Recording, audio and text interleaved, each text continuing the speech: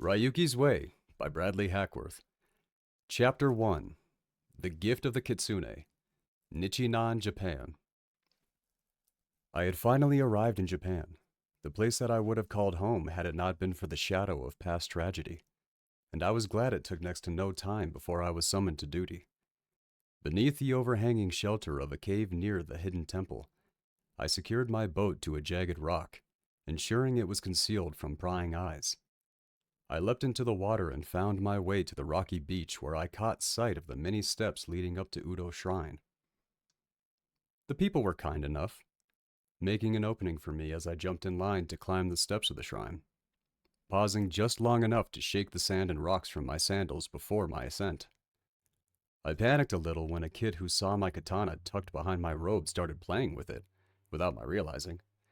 His mom gasped, but then her husband pointed out that because of how I was dressed, I must either be a guard or a performer. And then she smiled and they ignored me. Once I reached the top, I took position a short way from two pillars, one with the statue of a kitsune, the other empty. Standing behind those who had gathered in front of the shrine to share theories over what could have happened to make a guardian disappear, I thought back to Koriko's final words to me as I departed on my warrior's rite, worried that I may never see them again. There must never come a time you expose them and steal their ignorance, Koriko had shot out in response to me questioning what would happen if I required help, tears welling in her eyes as she held me tight. We live in this darkness. We die. We exist as we are, so others may live as they do. I thought of her words as the crowd was replaced by another. It kept going that way as the hours passed, turning day to night. I nodded at those who would address me. Fucker. Sorry. I tried to do it far away. Sorry, I'm so sorry. Please continue.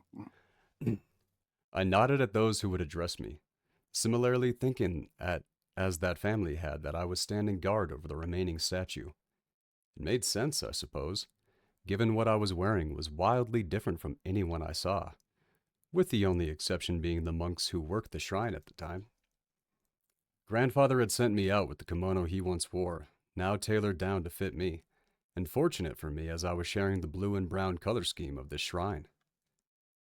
Waiting as the sun crossed the sky, I looked over the statue and wondered if it would attack me when it would be awoken. The jagged teeth held a stone scroll between its jaws. Much like the others, it sat with its front legs proudly holding a head that held a peaceful-looking face, suggesting its nature was intact. As I walked around the stone pillar it sat on, I ran my fingers along the tail, admiring the details of its fur. The crowds were not wrong. It looked strange to see just the one, as they were set to guard in pairs. But I was there to rectify this situation. Eventually, I was left alone with the single guardian statue that rested at the base of Udo Shrine. I took one final look around me before I began my interrogation to see a remaining monk. I bowed to him, long hair falling into my face as I had promised myself a first kill before cutting. I looked up to see through my fallen hair that he was already far off and I had been left to my duties. After turning around and looking behind the statue to once again make sure I was alone, I placed my hand on the scroll in its mouth and took a deep breath. I was very afraid of failing before I even began by having someone catch me waking it up. After what wound up being more time than necessary, I finally decided to begin. Zenko, my name is Miyazaki Ryuki, and I've come to aid in the Kitsune's issue with Yako. To begin with, do you know what caused Yako's corruption? I said, still taking a moment to look for witnesses before I turned back and stared at the stone statue. You heard what I said. You know I'm telling the truth. Enough.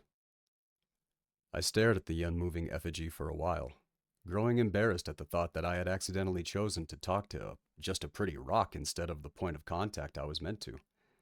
I looked past the statue and back the way I had come, searching for any others that might be the one I was supposed to meet. Am I lost?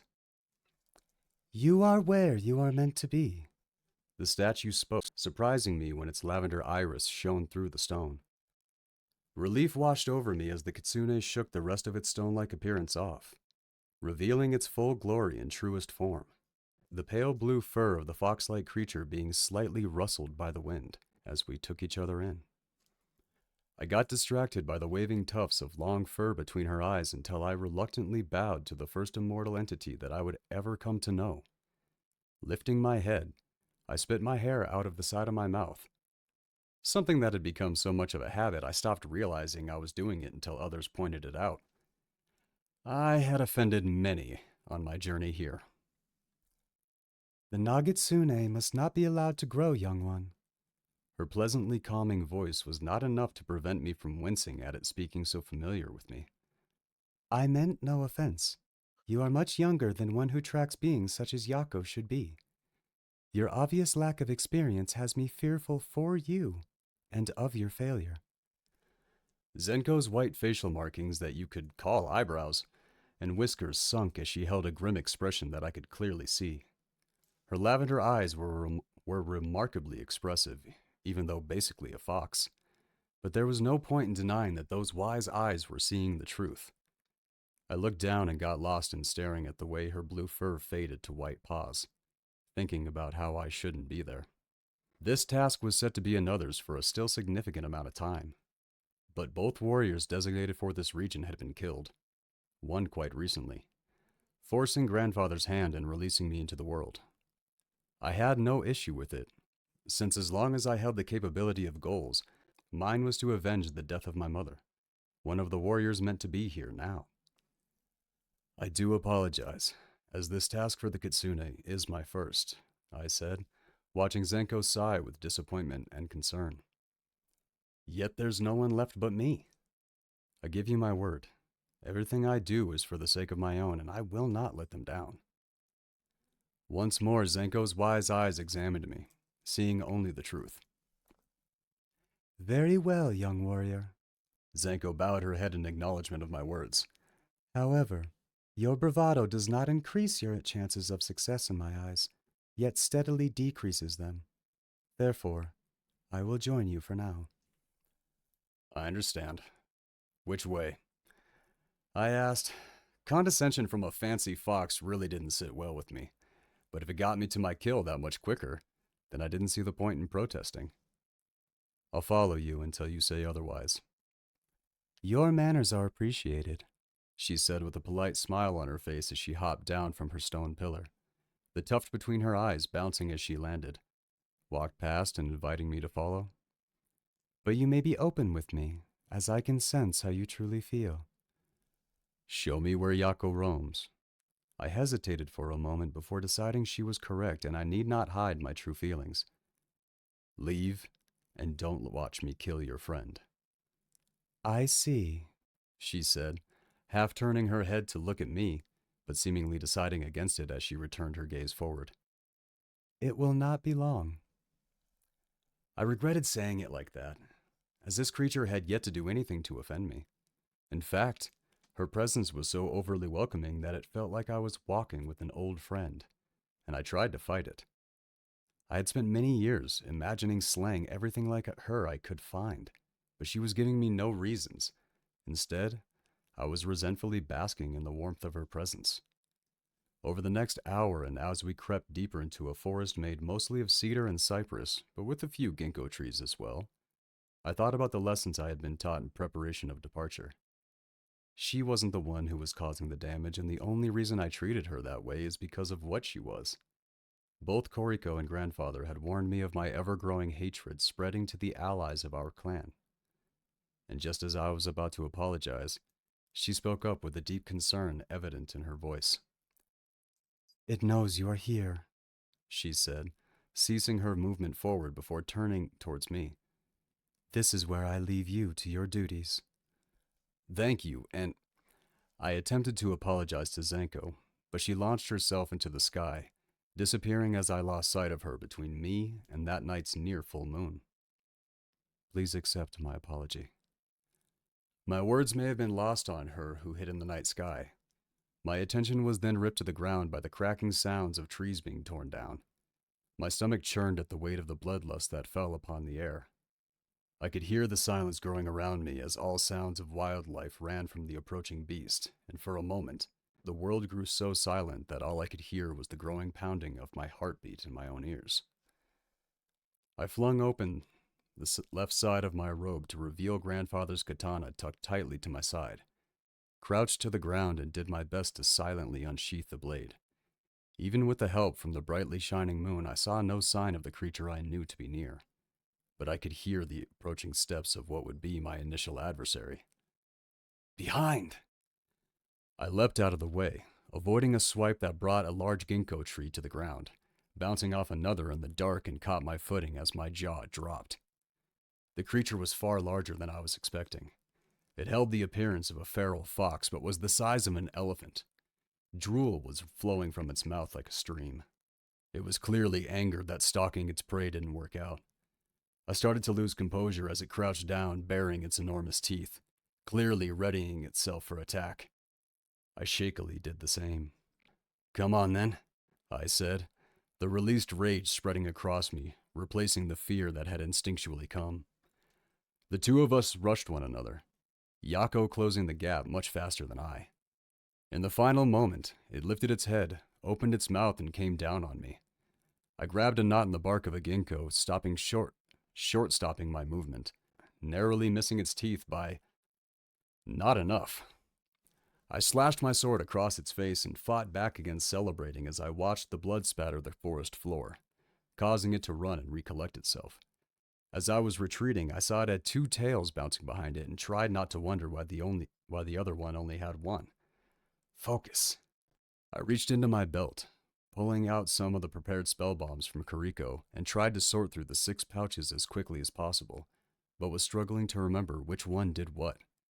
I thought this was going to be simple and maybe melancholic, like putting down a pet, but I was gripping the hilt of my blade with panic at how wrong I was.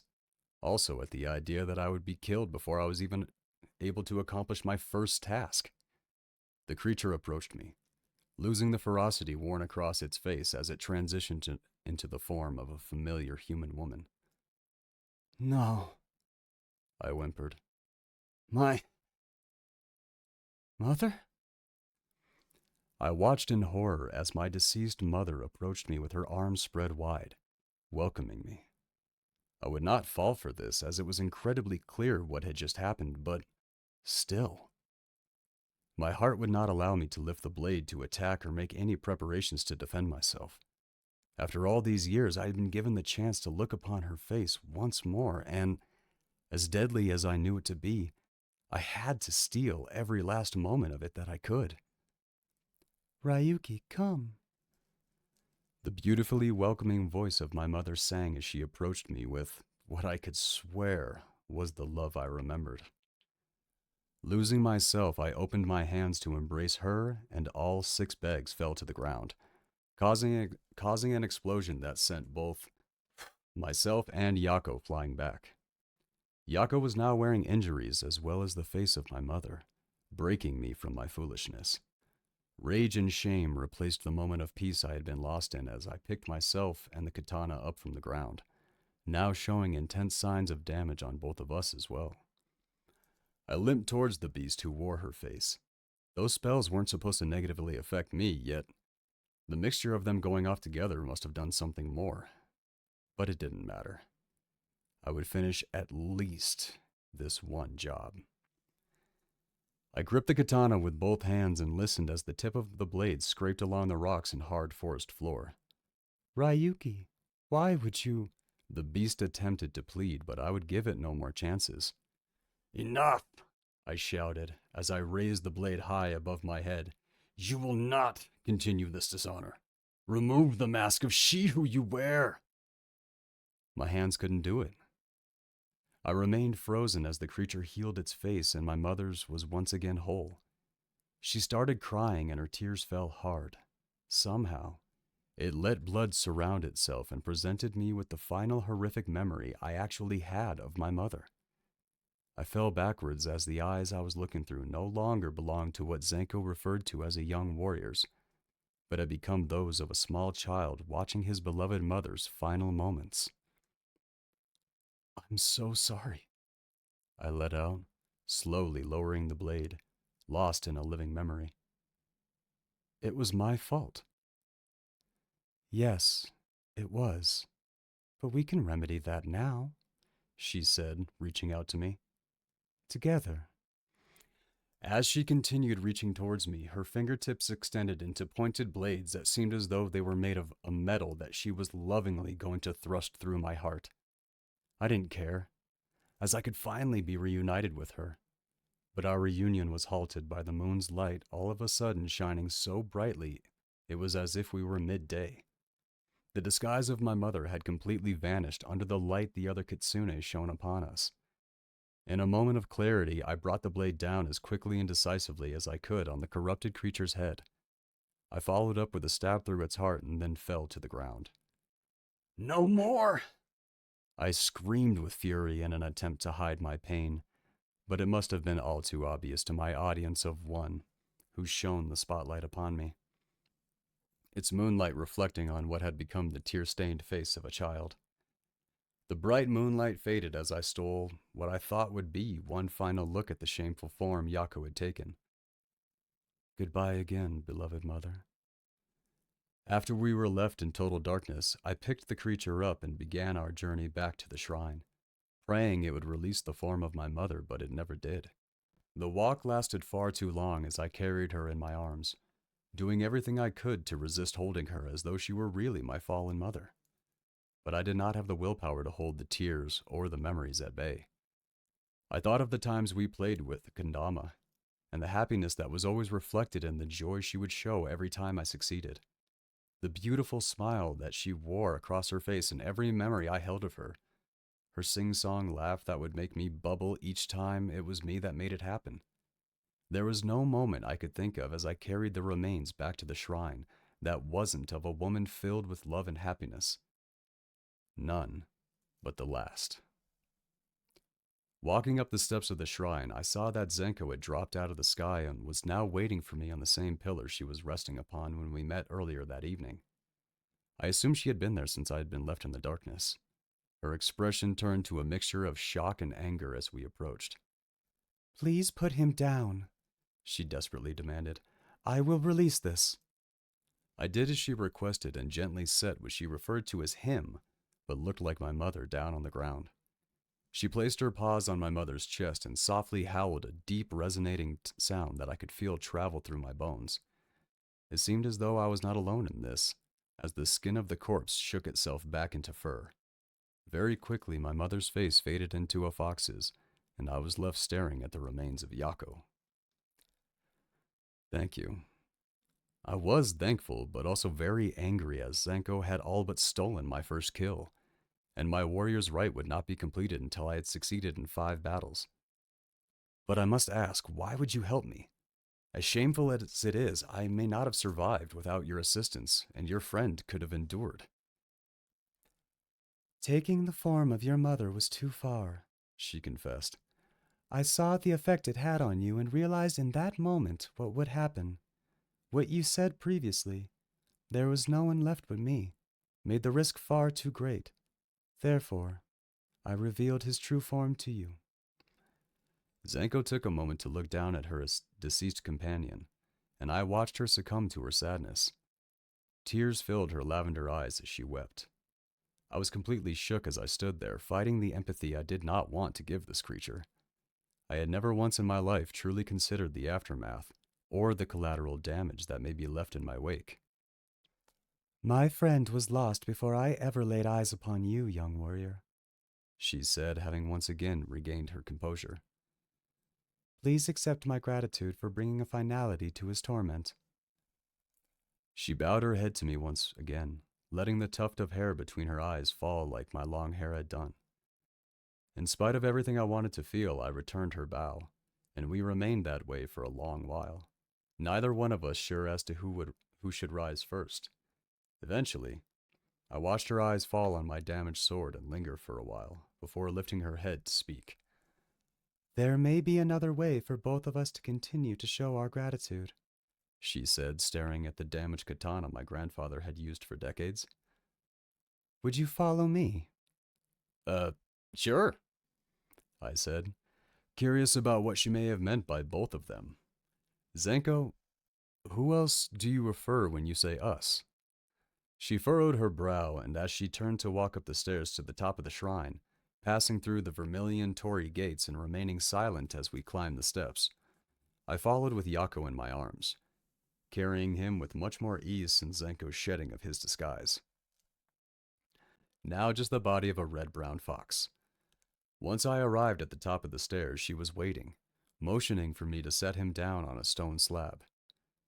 Yako is the one in which I reference, she said, watching me closely as I laid his body down. He was not the one you fought this night. He was lost when struck by the yokai Mikasa, and if his mind was still intact, he would wish for this as well. What would he wish for? I asked. I had hoped that by my asking she would not go deeper into an explanation over what she meant when she said yokai Mikasa, as even though this creature had gained my sympathy and some of my respect, I still did not want to endure a lesson from it. It's this region's way of saying corruption and nothing more. Thankfully, she complied. In place of the weapon he robbed you of. She broke eye contact to look at the cracked katana she was referencing. And with your permission, I will weaponize the remains of Yako if you so choose. His service may continue until such a time may come that you deem his honor has been restored. And when that day comes? I asked, running my fingers over the crack in the blade, wondering how furious Grandfather might be if he survives long enough for me to return it to him. Then I ask that you return, here and together. She returned her gaze to meet mine. We will lay him to rest. Show me, I said, accepting her offer, though you must understand my hesitation to use it. I believe I understand, she gave back to me. I am grateful for your willingness to accept the option. Place your sword hand here. Zenko motioned that I lay my hand on the dead chest of Yako, and so I did, feeling the still warm remains resist my palm. She placed her paw over the top of my hand, howled a very similar yet lower-pitched resonance, like she did to release his form. I felt my bones vibrating, and the heat crawled up my spine as I was accepted through the hide. Now turn your hand over, palm up, please, she said, speaking with the same resonance she had just been howling with. I was stunned by her manners for a moment, but I snapped myself out of it and did as she requested. While turning my hand over, I saw and felt the remains clinging to my skin, as though the fur didn't wish to let go. But it adjusted itself with my movements and settled on the back of my wrist, feeling like my skin was being manipulated by the legs of thousands of tiny insects. The bones shrunk as they burrowed into my skin. Using her paw, she pulled me further up, and Yako's skull opened to engulf the lower part of my right arm, leaving me looking as though I'd been left with a skull-covered clubbed hand. Zenko? I said in a panic, realizing I should have asked for more information before we began. Where is my hand? Is this my new hand? What have I? Clench your fist and think of your sword, she said, barely suppressing a giggle. I did as she commanded and watched as the fur leapt into my palm and the bones nestled as armor on the back of my hand. The fur filled my grip, and to the greatest of my relief, I saw my hand holding a katana. I breathed a heavy sigh as the panic faded, turning into fascination at what had transpired within my grasp. I released my grip and was left with a very small version of Yako's skull covering the back of my hand, and the reddish-brown fur growing out of my wrist. Why is it so small? I asked, picturing Yako when he was big enough to topple trees. All you need is to will it to change, she replied. There is nothing more. If there truly is nothing more, I said, peeling the skull off my hand and tucking the newly created weapon into my pocket, then it's time I move on. One final time, just as we had done at our first meeting, Zenko and I bowed to one another and I moved to exit the shrine. It was still a few hours from dawn, but as I descended the staircase back to my boat, I thought how long yesterday's sunset felt from then. My overconfidence was nearly my downfall, and without the aid of Zenko, I would not have survived. The weight of Grandfather and Kariko's worries began to settle deeper within me. Walking across the sand and rocks yielded the same result as when I first arrived. Sitting down in the rocking boat, I took my sandals off, brushed them clean, and began untying the rock, or from the rock. I stole a final glance at the top of Udo's shrine to see Zenko looking down upon me, but it was too far away to tell if she'd returned to her stone form or not. I rose and kept looking at her as the small boat was carried away from the shore, and as she fell from sight, I took the remains of Yako out from my robe to examine more closely. What do I call you, I wonder? I asked the corpse in my hand. I sat down, grabbed the oars, and began rowing north. Now that my first task had been technically completed, I would need to send message to find out if I'm needed here or if it's time for transport elsewhere. Yako's Wrath? I asked the skull sitting in the seat opposite of me. Yako's Veil. Wraith Skin. Phantom Pelt? I'm not very good at this, am I? I looked at the skull, waiting for a response, but it insisted on giving me the silent treatment. I was already bored and still not used to being alone. I felt the want to tell Koriko about what I had just done and have a meal in celebration of my accomplishment, or even be scolded by grandfather about my inability to accomplish my task alone. Foxfire Blade! I shouted at it. Ugh. Never mind. I continued rowing north in silence. And that's chapter 1 of Ryuki's Way. Applause, applause, applause. Yay. Not Well half done, as sir. nerve-breaking as I was thinking it was going to be. Once I got into it, kind of forgot there were people watching. Right, exactly. That does happen. Yeah. It's a little bit different. It's weirdly the opposite with the live audience. Is that you get to hear reactions. They laugh at lines, and you get to go like, oh, okay, this works. And it kind of fuels you a little further. So you would think having the live audience be more nerve-wracking. It actually it's weirdly comforting. I would imagine it could be comforting if it's succeeding. If you Right. have jokes and nobody laughs, I cannot imagine that being comforting.